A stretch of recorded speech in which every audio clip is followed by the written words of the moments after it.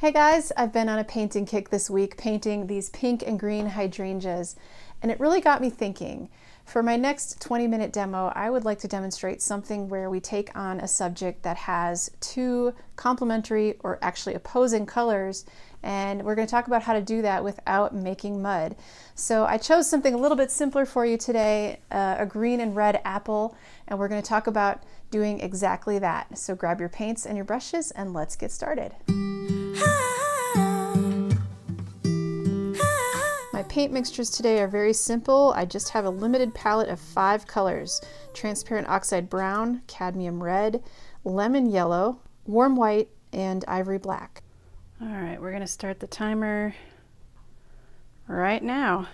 All right, I want to keep it really simple and just focus on how to get that shape up there accurately and quickly. Shouldn't be too hard, right? It's kind of just almost a perfect sphere. And I want to focus on clean color today. And sometimes that can be tricky when you're working with a limited palette, but it's so important to know how all of those colors relate to each other. And so with this particular subject, with something that is two different opposites, you know, red and green, that can be even trickier. So that's where I think my secret weapon ends up being my earth tone. And I use that as kind of the mediator between the two, between the red and the green. And so that's why I'm starting with my transparent oxide brown and just kind of going from there. I'm going to throw some black in and a little bit of the warm white just to get some background tone up as well.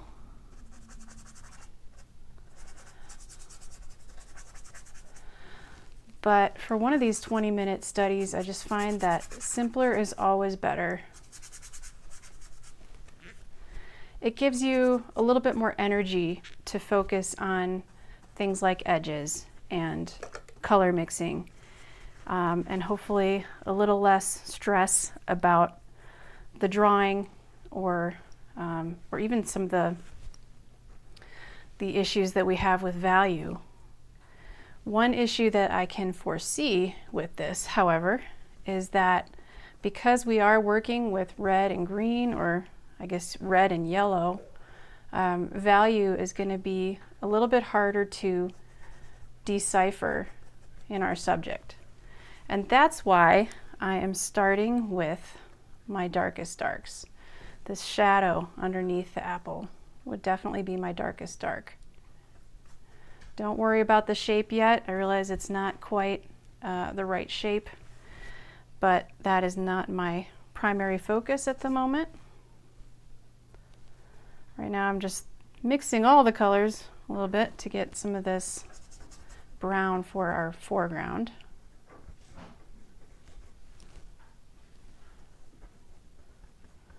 I probably could have lit this more dramatically, but I decided to set it up just in the light that I had going in my studio. You know, sometimes we make it this big ritual almost, setting up for a still life or for a new painting. And I don't think it needs to be that way. You don't need to go to the grocery store on a special trip just to pick out the perfect apple. I mean, I pulled this out of the drawer of my fridge this morning and was like, okay, that'll do. It doesn't have to be anything fancy or special, especially for a 20-minute study, but it has to be something you know that you can use. And this was what I was looking for. I was looking for a two-toned kind of subject matter. And I've been playing around with pink and green hydrangeas this week, so that's kind of what got the idea going in my head. I was like, oh, that's a great topic to talk about.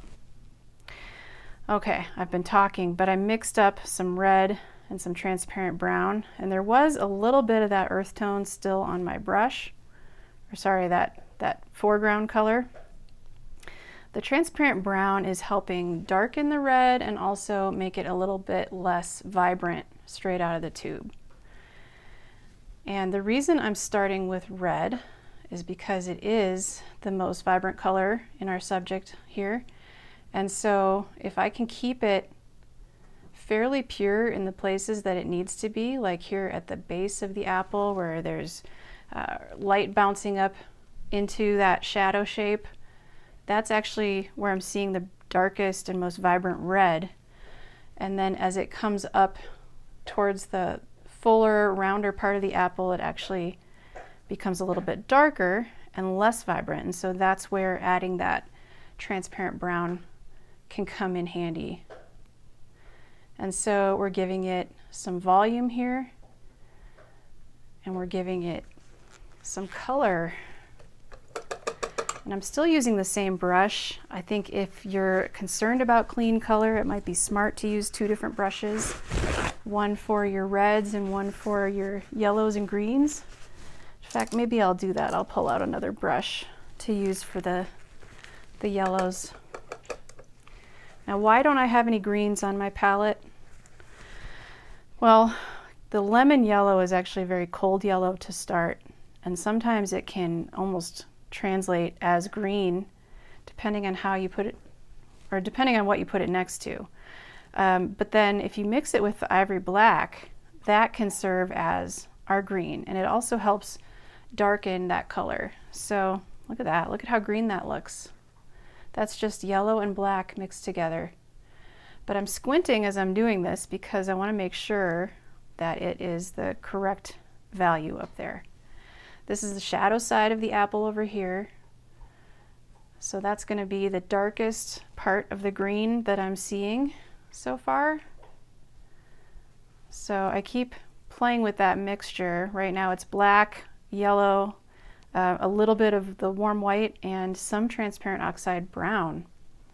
So kind of a mixture of almost all the colors except for the red. And I'm tentatively painting up to the red that I've put up there. Same with some of these greens that I'm seeing right here at the stem. And I keep wiping my brush to make sure that my color stays fresh and clean and that I know what's on my brush at all times. Okay, I'll see some of that over here as well. Now this middle area, this is where it gets really tricky. It's like, do I mix the red and the yellow together for that? Do I paint them one up to the other? And that's where we sometimes run into some confusion or some trouble. So what I'm going to do is start with that base of that yellow-green. And it's slightly on the darker side than that yellow that I first threw up there. That was kind of my tester. So it's a little bit lighter than this over here, but darker than my initial test spot. And then I'm going to take my other brush, my brush that I used for the red, and just mix into that and see how that looks. It kind of creates a gray pink, and that might be what we want, maybe not. I think it needs to be a little bit more vibrant, so we're going to need a little bit more red. Try that. When I squint at the apple, that's pretty close.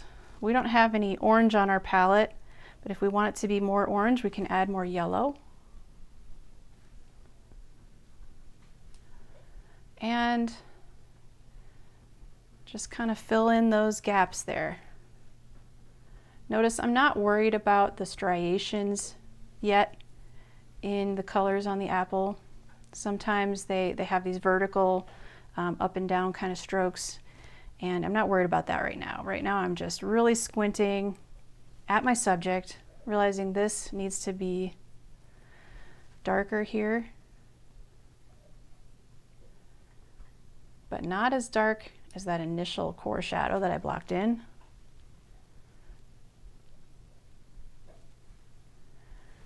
And then let's go into the other side of the apple here. Let's add some yellow to our red, make it more of an orange.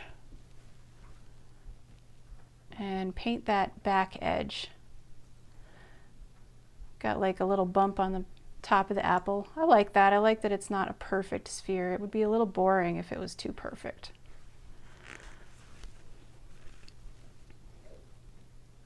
And then we'll put some of that over here as well. I think it's working, don't you?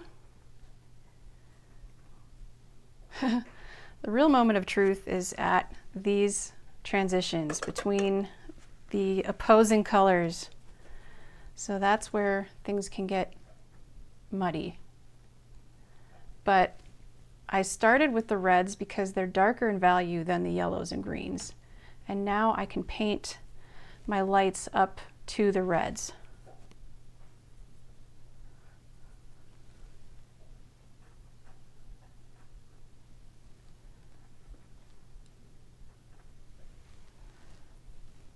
And if you have to mix up more because, you know, we're working in the lights, so we want it to have plenty of paint volume here.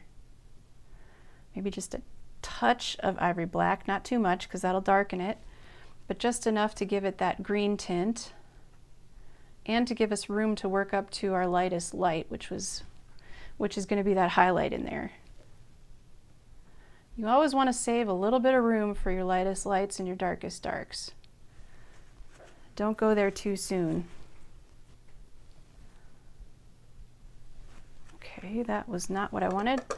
I actually wanted it to be more of a pink, so I'm cleaning my brush real quick, dipping back into the white and the red, and that's better.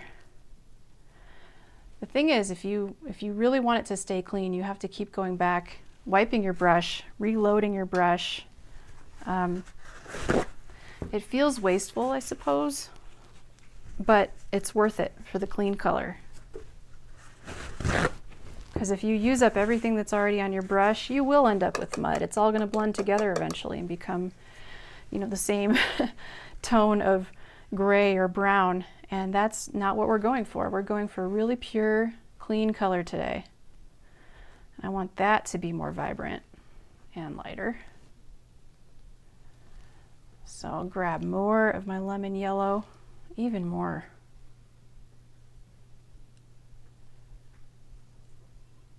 And then put a little bit more of that up there to help that turn.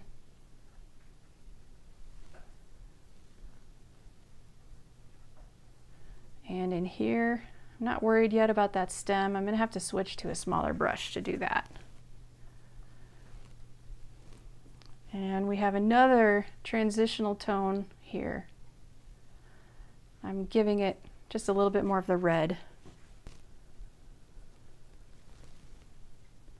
And then looking at this, I'm thinking, yeah, I could use maybe some more orange in here, but it needs to stay in the shadow family.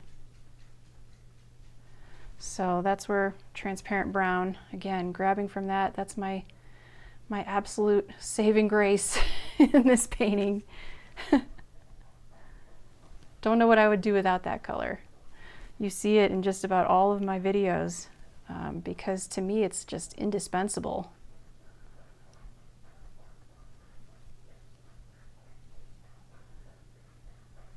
All right, not too bad for a block in. Let's paint some of this foreground back up to the apple. And as I'm doing that, I'm looking at my edges. I'm noticing that this edge here is actually a sharper edge because it's a darker red that I'm painting up to that background.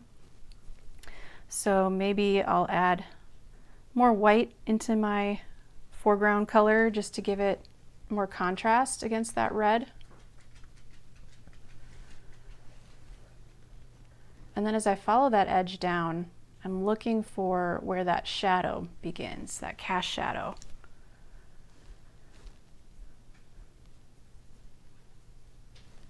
And noticing that it's actually kind of a cool color at the edge of the shadow. So some ivory black and some white give me a gray that I can put in there. Oh, and that looks so nice with all those warm colors. Can do that on the other side of the shadow as well.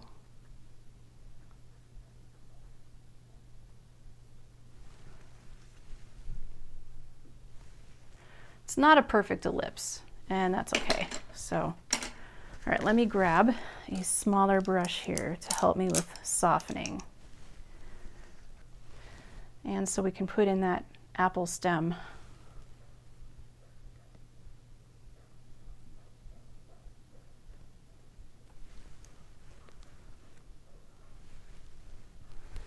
I'm also noticing a reflected light coming up from the foreground into the apple here. And right there, that's a little lost edge, just between that reflected light and the start of the shadow. So I can blend that away, which is a lovely little detail.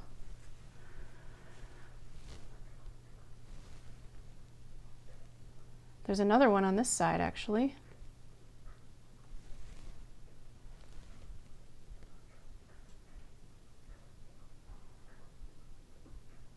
And it helps to squint at your subject to see where edges get lost, or where they get softer, or which ones stand out and remain hard even in a deep squint.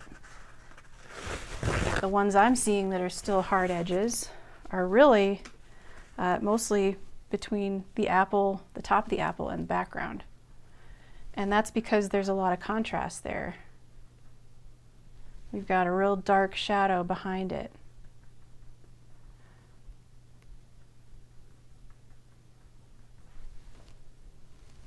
And I can change the shape of that shadow. It's actually being cast by these flowers that I have sitting on the table along with the apple here, because I was just too lazy to move them. That's all right. I actually really like the effect it's causing, but I don't love the shape of that shadow, so I'm just going to change it.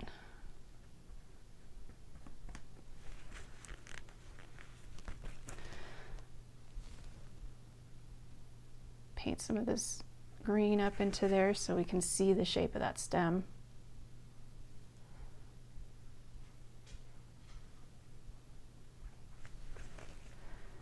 And I shouldn't forget about that highlight, huh? Grab some warm white.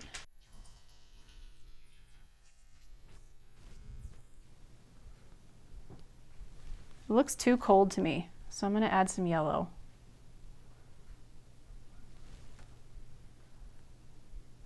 Amazing how color is so relative. Just depends on what it's next to, huh?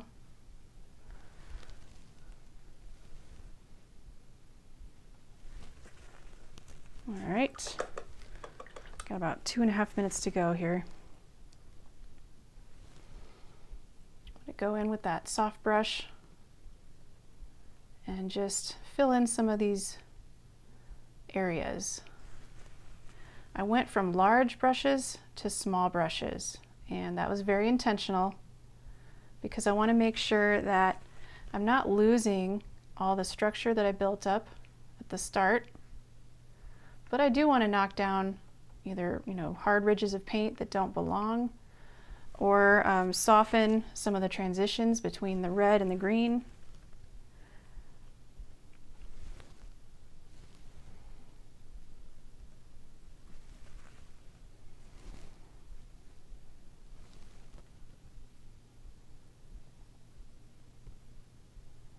This one in particular, I think, needs to be a little softer.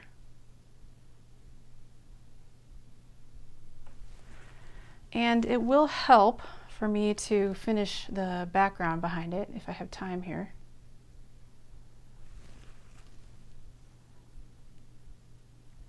Okay, I do see a reflected light down here inside the reddest part of the apple, but I don't think I'm going to have time to do that because right now my priority is going to be cleaning up this shadow shape.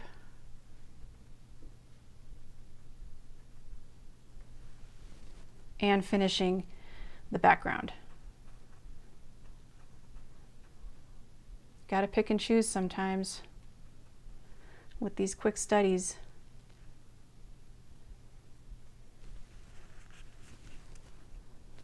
All right, and I think it'll benefit from just having some really thick, juicy paint up there.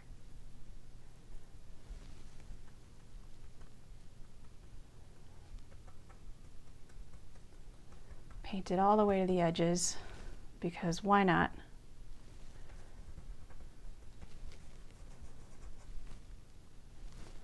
If you find that your paint's not flowing, you can dip your brush in your Gamsol real quick,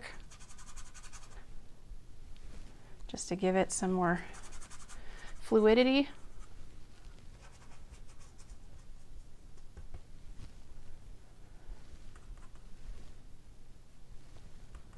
And then I'm gonna, with what time I have left here, extend that shadow a little bit further.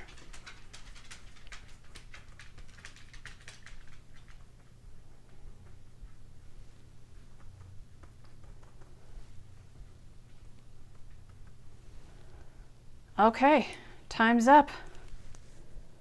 But you know what? I think I need to do one more thing.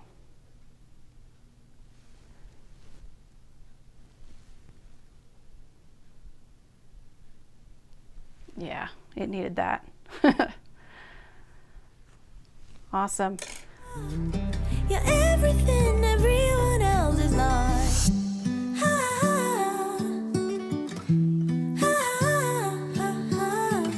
Honeycrisp.